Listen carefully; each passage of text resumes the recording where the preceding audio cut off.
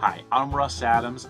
I've spent the better part of 30 years as a special effects artist, and I've decided to take those skills and to translate them into children's education. Now, I'm new to this whole thing, so I'm likely to make some mistakes, but I thought it might be interesting for you to see a project like Bitty Bigfoot and Friends go from development to crowdfunding all the way to launch. And if this does sound like something that would pique your interest, then fire up the coffee pot, because I really feel like things are going to go off the deep end.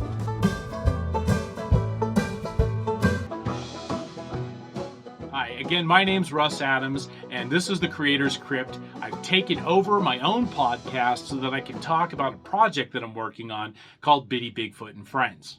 So you've probably heard me say in a couple of videos several times that I'm going to be using a phased approach to crowdfunding. That all sounds cool, but what the hell does it mean? So here we go.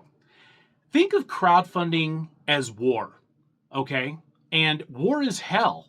And you don't want to go into a battle like this just swinging. You need a plan. As any veteran crowdfunder will tell you, you're going to get your ass kicked unless you have a plan. Big campaigns with six-figure goals and Hollywood polish, they don't just happen. These things are carefully crafted, strategically rolled out, and often executed with some serious surgical precision. And let's be real, unless you have a massive crowd of people ready to throw money at you, which, let's face it, is unlikely, then a campaign with all or nothing funding goals is kind of suicide. And this is where the phased crowdfunding method comes into play. Rather than go all at it, you break down your project into phases, smaller chunks, raising smaller amounts of money as you go. And yeah, you are raising a smaller amount of money. And yeah, it is taking a longer time. But what you're doing is you're building engagement with your community. You're building credibility, and you're building momentum at the same time. This process doesn't only increase your chances of success, but it helps you prove your concept. And what it'll also do is show backers, bigger backers down the road, that you have this past success. Okay, so let's go ahead and break this down. So why are we going to use the phase approach? Well, first off, it's more attainable goals. So think of this whole thing as psych ops, all right? Back to that war analogy. People want to back winning projects. And if they can back something that looks like it's already a winner, then they feel a little bit like a hero. Now imagine you have this massive $100,000 goal that you've set for your crowdfunding, and you're at $7,000. Now that's quite a bit of money, but when you look at the ratio of goal to, funds raised, someone looks at that and they're thinking, this is a dying project. And they may skip the thing altogether. It's just too far to the goal line. But if you're trying to raise something like $10,000 and you have $7,000, you're 70% there. And when they come in to back your project, they feel like a little bit of a hero, like they're definitely going to get you across that goal line. Basically, they just want to be SEAL Team 6 saving the day. Now, you've basically raised the same $7,000, but one project looks like it's about to meet its goal, and the other project looks like it's on life support, with the family reaching for the power cord. Another reason to use this approach is building trust with backers. A lot of crowdfunding projects fail, and it's because backers don't believe that the project creator can deliver. So you want to raise money for smaller sections of the project. Like maybe you want to just do a crowdfunder for the pilot, which is my plan for Bitty Bigfoot and Friends. I know how much I need to make just the one episode, and it's a lot cheaper to try to do that than it is to try to fund the entire season. And yes, it will massively slow down the project, but would you rather have a slow project or no project? Each one of these successful smaller projects will show that you're serious, that you're capable, and that you're not an internet grifter which is, there's a lot of them out there. Another reason to use this method is to adapt and improve. One big campaign means you got one shot to get everything right. How often do you think that happens? Multiple phases means that you can adapt to real-time feedback. If something isn't working, then you can change it up for the next phase of the project. Maybe people don't care about the rewards you're offering, or maybe they don't care about some of the rewards that you're offering. And you certainly don't want to put those back out there if no one gives a damn about them. What if your messaging isn't hitting the right way? You don't want to have blown everything on one massive project to find out it was your messaging that wasn't getting through. You can change that in the next phase if you are lucky enough to meet your goal in the first one.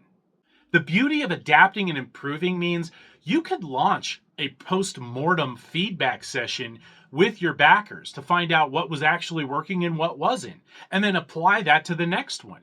Again, you can't do that when you put all your eggs into one basket and that basket, the bottom fell out and those eggs are all over the place. Do you know how much eggs cost right now? And if you haven't gotten it yet, the phased approach allows you to course correct as you go, giving you more opportunities for success. Now let's talk about something called crowdfunding fatigue. And if you were to just go out there with one big crowdfunder, you're likely to just tire out your audience. I mean, it's a constant bombardment of social media posts, emails, and things like that. And people see them and see them and see them and see them, and they start to get burned out, which is something that I worry about every time I try to promote a project. And I vacillate somewhere between the fear of over promoting and in turn under promoting the whole thing. The phased approach allows you to spread out your ask without overwhelming your audience. And the beauty of this whole thing is each smaller successful campaign gives you content for the next phase. It's not as hard to find things to talk about your project, because now you have this massive successful campaign where you've built what you needed to build and you can show it off. And that's going to be an attractive element to anyone looking to back your campaign. Okay, so let's structure a phased crowdfunding campaign. How would that work? The phased approach isn't about just throwing a bunch of smaller campaigns and hoping to fund what you can and scrap the rest. Each one of those campaigns need to have a clear purpose. Each one of them have to have measurable goals and tangible results for each. Phase one of your project could be that pilot episode that we talked about, some kind of proof of concept. Think of this as gathering intel before the strike. All right, so let's talk about that structure. Phase one, we're going to try to raise somewhere between $5,000 and $15,000 for our goal. This is where you show that the project isn't just a dream, it's a plan in motion. This is where you show that you have artwork and that you have people that are working in support of this project, already putting things in motion. They're already happening. And you need to make it clear that funding this phase allows for prototype development. It allows for that pilot episode in my case. It's going to pay the fees that are required to make that happen. I want to show that artwork. I want to show that my team is working. I want to show the backers that I have deliverables. I want to show off my high quality pitch material. Maybe I've got behind the scenes puppet videos or storyboards for the animation. Maybe there's a character design buildup, something that shows everything is already in progress and the backers are really just supporting that effort. So think of phase two as the assault. You have your intel, you've got your assets. The only thing you got to do now is mobilize. So what's phase two actually look like? Phase two, maybe we're raising money that's closer to $15,000 to $50,000. Still a lot of money, but it's again, just a chunk of what we needed overall. So now we've come into the fight with that pilot in hand, or a prototype, or proof of concept. Basically, we're showing that we're expanding the pipeline now. Phase 2 is going to cover things like additional episodes. Maybe not the entire season, but definitely getting us closer. This expansion could include things like maybe a music license, or maybe bringing in more high-profile talent for cameos in each one of the episodes. And your backers from Phase 1, these guys are your advocates. Let them become your assets. So what are your deliverables for Phase 2? Maybe early access, maybe production reports, maybe there's even a teaser trailer in there that only your backers can see. And once Phase 2 is a success, we can move on to Phase 3. This is the one that we call the shock and awe phase. You knew it was coming, right? You knew it was coming. The shock and awe phase has you trying to raise from $50,000 to $100,000. What does this get you? You have a couple of episodes in the can, along with that pilot. This gets you the rest of the season, likely. Show that you're trustworthy. You've built trust with your backers. You've shown progress throughout the process, and now it's time for that full-fledged campaign. This is the big funding goal. This is where you push for a full season. This is where you push so that you can create merchandise. This is where you get your final distribution funds, along with marketing and every other damn thing that you need. At this point, you should already have a clear audience. You've got influencer support, and you've got credibility. So what are your deliverables for Phase 3? What is the shock and awe deliverables? A polished campaign. You've got testimonials from your backers, and a well-developed marketing push. These are all critical, and they're best left to the end. So what are our tactics for success? You've heard me say already that this isn't about launching multiple smaller campaigns. It's about making each one of those campaigns count. Crowdfunding thrives on momentum. If you can't fund at least 30% of your campaign in the first 48 hours, you're likely dead on arrival. Scary? You're damn right it's scary. This means before you even launch that campaign, you need backers lined up, and likely a pipeline of influencers, which we'll get into in the next video. You're going to want to coordinate some sort of a launch event, a social media blitz, an email campaign. Basically, you need to be getting the word out long before you launch that campaign. The goal is to increase the excitement as much as you can before you strike. And granted, I told you we're going to talk about this in the next video. You need to get those influencers to hype up and post about this campaign. And you need social media to be sharing this stuff like mad. Sharing the posts, sharing the videos, sharing the lives. You're also going to want a smart reward structure. And that doesn't mean just adding a bunch of stupid shit to your rewards platform. In Phase 1, you're going to want to focus on things like digital rewards, mentions and credits. You're going to focus on exclusive updates, things like that. You're going to want to keep your rewards interesting, but the goal is to keep those rewards, the total value of those rewards, under 10% of the goal. And I can't express the importance of this. Going above that 10% is likely going to mean cutting your own throat. In Phase 2, the rewards are going to look like limited edition merch, early access to content, and small collectibles. You can up your reward to goal ratio here, maybe to 15%, but if you think about it, 10 to 15% is still way more money because your goals are higher. When we're talking about $10,000 as your goal for, say Phase 1, 10% is $1,000. When you're talking about 10% of $50,000 that you're trying to raise, that's $5,000. So your rewards still go up, but you're keeping that reward to goal ratio down so that you stay profitable. Phase 3, you can go a little more crazy. It's still 10%. Stay at 10%. Because if your goal is $100,000 in phase 3, that's $10,000 for your rewards program. That's a butt ton of rewards. This is where you have signed artwork. This is where you have little videos that you can do from the characters to family members for birthdays, resin casts of different characters, and so on. You're going all out here, but at the same time, you need to remember the whole point is raising money for your project, not raising money just so that you can cut a big section of it off so that you can play with rewards. People want to see your project happen more than they want to see fun, nifty shit in the rewards section. Keep the information flowing. That's critical. Backers need updates. They need regular updates so that they don't lose confidence in the project.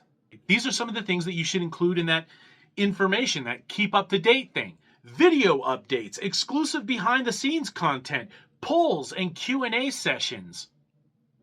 Regular engagement on social media, that right there should be a no-brainer. Listen, guys, before we go any further, you need to understand you have 30 to 60 days to raise these funds. That may sound like a long time, and there will be times where it feels like an eternity is passing, but it's not a lot of time. It's very little, and you need to use every damn minute of it to push, push, push. The other thing you need to understand is a lot of this stuff's going to be coming from you. You're the project owner. I mean, you may have people, God, if you're lucky enough, you have people to help you. But for the most part, you've got you to rely on. No one is going to put the same amount of love and care into their project as the person who created it. So for me, things like video content, they're going to be me probably looking behind the scenes at the animators doing their thing and me with some commentary, or me messing around with a Yowie puppet, and just, maybe tweaking some of the stop motion if we end up going that way, having fun putting the project together. These are all going to be things that people are going to be craving from you. So just make sure you deliver. And you have to remember the success of each one of these phases markets and funds the next one. A successfully completed campaign is the best marketing tool for the next. When you're delivering rewards and progress updates, you're priming the pump for your next phase. And make sure that you implement that post-mortem feedback each time that you finish a phase. If you're able to fund that first project, show what was accomplished in that phase. Make sure that you're building hype for the next one, and include a call to action for the next round of fundraising. If you're trying to launch your own project, you are basically the producer, the creator, you're all of it. You're the manufacturer. You've got all these hats, and you need to be ready to take that on, because I've been a producer and it's exhausting. Raising money is exhausting all by itself. But you're doing the marketing, you're doing the fundraising, you're doing everything, and you need to make sure that you're prepared mentally and physically. So what's the end game? Going beyond the crowdfunding. This phased approach to crowdfunding, it's about long-term sustainability. You need to be able to transition from crowdfunding to things like merchandise sales, subscriptions based content, sponsorships and partnerships, and streaming deals and licenses. Each one of your crowdfunding goals just builds on the foundation of something so much bigger. Most people fail at crowdfunding because they go all in at the wrong time. The phased crowdfunding approach takes that risky gamble and turns it into a calculated strategy. Instead of dumping everything you've got into one campaign and hoping for the best, you're earning each one of those layers. You're proving your project, you're engaging your audience, and scaling up in a smart way. It's a grind. It's war. But if you think strategically and you're disciplined and you're able to keep pushing forward, you'll be able to build the empire that you deserve. And that's my hope for Bitty Bigfoot and Friends, to create something that just goes beyond me. So how can you help Bitty Bigfoot and Friends right now? You can like this video, maybe comment, definitely subscribe. I just got done telling you that you've got to build your audience way before that crowdfunding so that when you're ready to launch that crowdfunding, you have a pool of people to tell. And that's what I need to build right now. And that's how you can help right now, by subscribing. And keep an eye out for future videos, because I'm going to be documenting this whole process.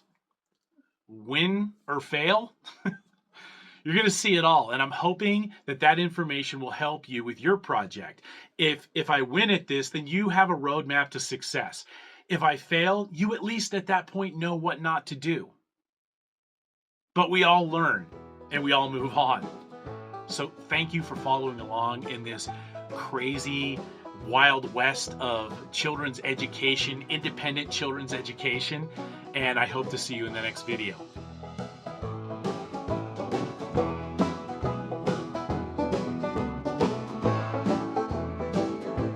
Okay. All right, jump. Shake your booty. Jump, jump. Shake your booty.